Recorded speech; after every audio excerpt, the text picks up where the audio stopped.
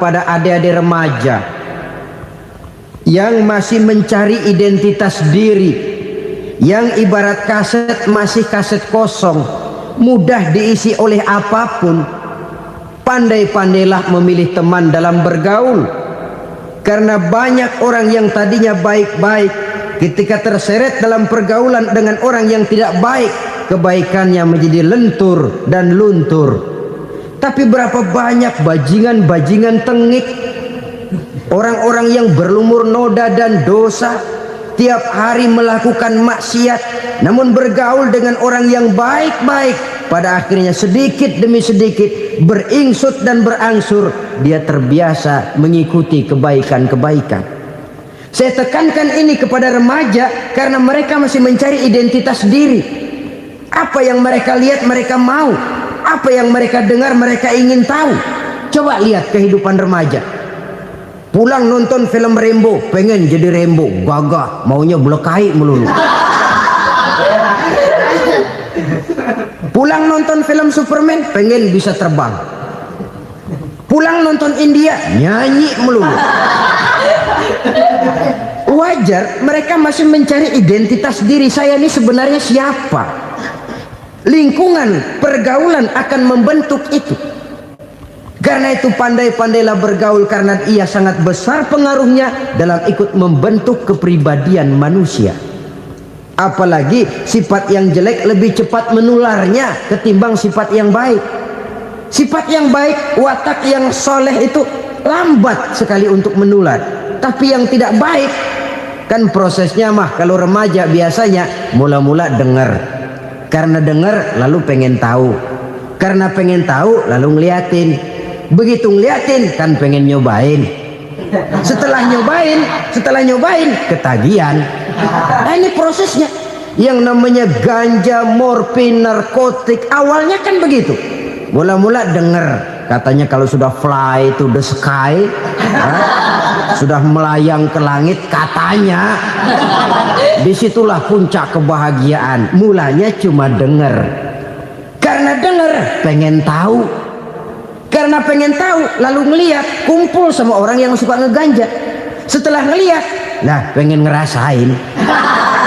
Begitu ngerasain enak juga, ketagihan. Kalau sudah ketagihan jadi penyakit kronis, bisa merembet kepada yang lain. Iya, kalau orang tuanya mampu untuk beli morfin, beli ganja. Kalau tidak kan pikirannya ngayap, jemuran siapa ya gue sabet. Timbullah perbuatan-perbuatan negatif yang bermula dari salah pergaulan. Apalagi buat adik-adik remaja yang tinggal di kota-kota besar, yang pengaruh budaya, pengaruh kesenian, pengaruh struktur kehidupan yang nampak makin individualistis, di mana persaingan tajam, tensi ekonomi tinggi, orang mudah mengalami stres. Pandai-pandailah dalam bergaul, sekali lagi, karena ia sangat besar pengaruhnya dalam ikut membentuk kepribadian manusia.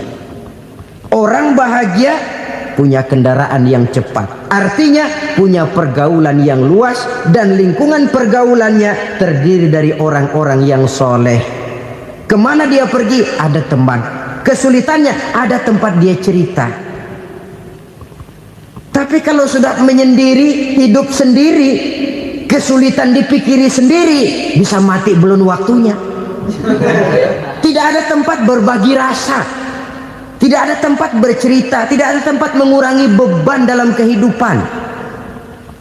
Pantas betul kalau Islam sangat menggalakkan dan menganjurkan orang kalau sudah sampai waktunya itu untuk melangsungkan nikah. Kata Nabi, ya ma'syaras syabab man istata'a minkumul ba'at falyatazawwaj.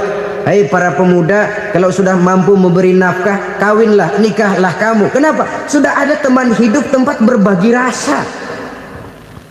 Kesulitan kalau ada tempat cerita akan lebih ringan ketimbang kita telan sendiri, walaupun bobot kesulitannya sama beratnya. Saudara-saudara kaum muslimin rahimakumullah, inilah ciri yang kedua, punya kendaraan biar cepat asal lancar. Kemana kita mau pergi gampang.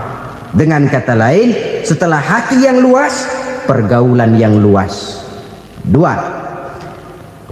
Yang ketiga sekarang, tanda orang bahagia itu menurut Nabi misbahun mudhi'un, punya lampu yang terang. Oh, itu enggak problem. Sekarang sudah zamannya listrik masuk desa, Pak. Lampu sudah terang semua. Betul, kalau itu yang dimaksud. Tapi tidak cuma itu. Karena lampu yang dimaksud di sini, lampu yang akan menerangi seluruh perjalanan hidup. Dan perjalanan hidup itu sudah dimulai sejak kita terlahir ke alam ini sampai masuk ke alam barzah, kumpul di padang mahsyar sampai ke akhirat. Lampu yang menerangi itu yang diperlukan. Kalau lampu, katakanlah yang paling top sekarang kan lampu jenis Mercury. Taruhlah itu di rumah kita, dia cuma menerangi rumah kita, menerangi hati pun tidak sanggup. Bila kita masuk ke alam barzah, alam kubur, sanggupkah si Mercury yang begitu terang menerangi alam barzah kita? Tidak sanggup lagi. Sanggupkah lampu yang ratusan watt, bahkan puluhan ribu watt menerangi kehidupan di padang mahsyar? Tidak akan sanggup lagi. Kalau demikian, yang dimaksud lampu yang terang di sini apa? Tidak lain amal soleh, kebajikan yang kita lakukan dalam hidup. Itu yang akan jadi lampu penerang. Di dunia nama kita akan terang. Jasad kita boleh hancur terkubur tanah, tapi nama kita akan dikenang orang. Begitulah kalau orang meninggalkan kebajikan dalam hidup seperti sekarang. Ribuan orang tiap saat berziarah ke kubur Imam Syafi'i, ke kubur Imam Malik, ke kubur Imam Ghazali, ke kubur orang yang baik-baik, orang yang soleh-soleh. Kebajikannya yang ditinggalkan, yang mengukir namanya dengan tinta emas, sehingga saudara sudah terbaring di alam kubur. Orang lewat, Allah, ini kuburannya Fulan bin Fulan, dulu ini kebaikannya Masya Allah, saya ikut merasakan. Mari kita mampir sebentar, kita Fatihah, mohon disampaikan Allah pahalanya kepada almarhum. Al-Fatihah. Itu kalau orang baik-baik. Lalu saudara tanya, Pak, orang mati dikirimin Fatihah apa nyampe pahalanya? Saya jawab, kalau saudara nggak percaya, mati dulu dah. Nanti saya Fatihain, tungguin di sana. Umpama nggak sampai, balik lagi kemari. Sekarang ini kan maunya otak-otakan saja. Kalau nggak masuk otak, nggak percaya. Padahal alam gaib itu nggak bisa diotak-otakin. Sama saja dengan saudara pernah dengar cerita kapal tanpa emas tenggelam kan? Pernah nggak? Di mana? Ya, di laut Masalembo. Begitu ke tanpa emas tenggelam, ratusan penumpang itu terjun ke laut, dipermainkan gelombang, berjuang menghadapi maut itu. Orang lagi timbul tenggelam di lautan, dihantam ombak, kita tengokin pakai helikopter. Pak, lagi timbul tenggelam ya? Iya, tolongin. Jangan khawatir Pak, nih saya kirim intan Pak, harganya 10 juta. Kira-kira orang yang timbul tenggelam di laut seneng nggak? Ya. Kan mahal toh intan 10 juta.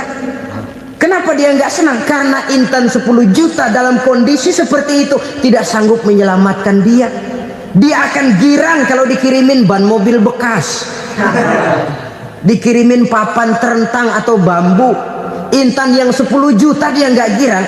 Ban mobil bekas yang 1000 perak, tuh pegang, itu yang dia girang betul.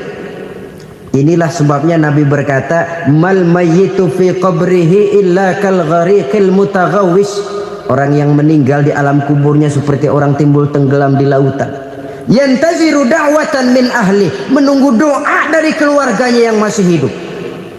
Duh, bapak saya sudah meninggal, saya sayang benar sama dia. Kirimin kulkas ke kuburannya Itu sama saja dengan tadi orang tenggelam di lautan dikirimi intan yang harganya 10 juta, ndak sampai. Begitulah kalau kebajikan yang kita tinggalkan dalam hidup, sudah mati pun kubur kita masih diziarahi orang. Tapi kalau jahat yang kita tinggalkan, boro-boro lah orang mau doa lewat dekat kuburan kita juga serem. Tuh bajingan no, dulu mati dipendem di situ tuh. Jangan lewat situ, ntar kesurupan, jangan. lewat saja orang ngeri. Konon lagi membacakan Fatihah dan mengirimkan doa. Hidup pada hakikatnya adalah kesempatan untuk berbuat baik. Maka sekali kesempatan itu diberikan, manfaatkan dengan sebaiknya. Sebab kesempatan kedua tidak akan pernah ada. Kesempatan berbuat baik di sini, di akhirat sudah pembalasan namanya. Sekali kesempatan itu dicabut, dia tidak akan pernah dikembalikan lagi. Kata Iqbal, hidup tidak mundur ke belakang, Bung. Berhenti diinjak orang, mundur hancur. Tidak ada kata mundur dalam hidup ini. Berhenti diinjak orang, mundur kecebur. Tidak ada kata lain. Harus maju dalam kehidupan, dalam artian yang positif. Hidup adalah kesempatan untuk mengumpulkan kebajikan yang sebanyak-banyaknya. Di situ nilai daripada manusia. Sekarang ini memang nggak kelihatan kok, orang yang banyak pahala sama yang banyak dosa nggak kelihatan kok. Barangkali kalau habis bikin dosa palanya pada benjol, mungkin orang takut sama dosa. Tapi sekarang sama saja, orang yang banyak dosa dengan yang nggak banyak dosa jalan bareng dari belakang, sama, nggak kelihatan beda. Tapi ada waktunya di mana pahala memegang peranan, di mana dosa diperlihatkan. Sama saja kalau kita bawa mobil siang, lampu kan nggak begitu berfungsi. Apa lalu bilang, alah ini lampu berat-beratin, copot-copotin aja dah. Tidak perlu begitu. Kenapa? Pada suatu saat malam senja akan datang. Bila matahari terbenam, senja pun datang, gelap mulai merayap, disitulah baru terasa perlunya lampu. Pahala begitu. Sekarang orang yang nggak ada pahalanya nggak kelihatan dalam kehidupan. Tapi pada suatu saat senja kehidupan akan datang. Ajal merenggut nyawa, malam merayap, dan hidup mulai diliputi kegelapan di alam barzah. Dikala itu kalau nggak punya lampu, alangkah malangnya kita. Sebab amal yang baik, kata Nabi, di alam barzah itu akan diciptakan menjadi perempuan yang cantik menemani kita. Amal yang jahat akan menjadi orang yang paling jelek nemenin kita. Sudah di tempat gelap yang nemenin jelek.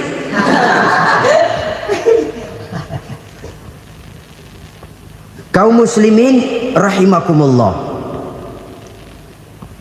Kalau demikian masalahnya, tergantunglah kita pandai memanfaatkan waktu. Al-waktu kasaif. Waktu itu cepat sekali. Yang namanya waktu itu tahu-tahu. Tahu-tahu. Udah tahun 87. Tahu-tahu. Udah begitu. Tahu-tahu.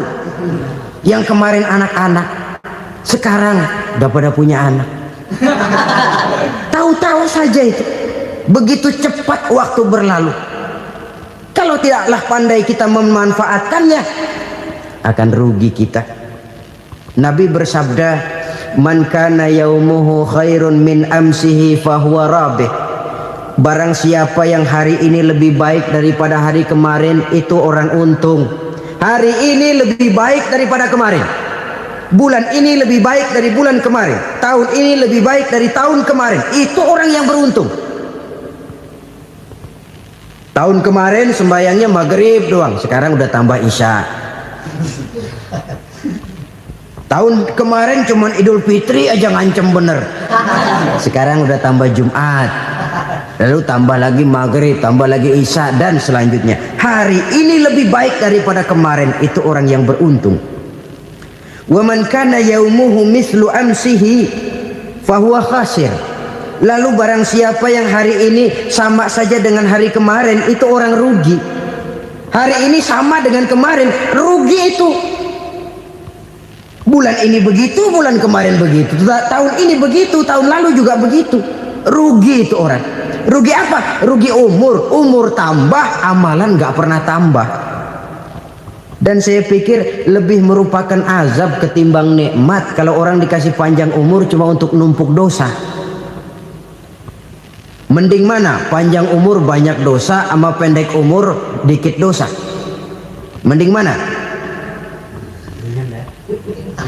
Mending mana? Ya, paling mending tentu panjang umur banyak pahala. Tapi kalau tidak, sekali lagi, lebih merupakan azab ketimbang nikmat kalau orang diberikan panjang umur tapi cuma untuk sekedar menumpuk dosa, kehilangan kesadaran bahwa dunia bukan terminal akhir dari satu perjalanan. Dia cuma halte di mana kita berhenti sebentar untuk menuju kepada terminal yang hakiki. Saudara-saudara kaum muslimin rahimakumullah, inilah lampu yang akan menerangi kehidupan, amal yang kita lakukan di dalam kehidupan. Jadi yang dimaksud dengan lampu yang terang, kebajikan yang kita kerjakan dalam hidup. Nah, setiap orang di awal tadi saya bilang ingin bahagia. Bahagia itu kan hakikatnya kumpulan senang dan selamat. Senang, selamat. Apa bedanya? Senang tapi tidak selamat, nggak bahagia. Selamat tapi nggak senang, nggak bahagia orang. Contoh, kalau orang korupsi, duitnya banyak, senang dia, tapi keselamatannya. Ada tentara baris di samping rumahnya udah bingung, padahal tentara latihan. Tentara cuma latihan, dia bingung. Senang, tapi karena keselamatannya tidak terjamin, dia tidak bahagia.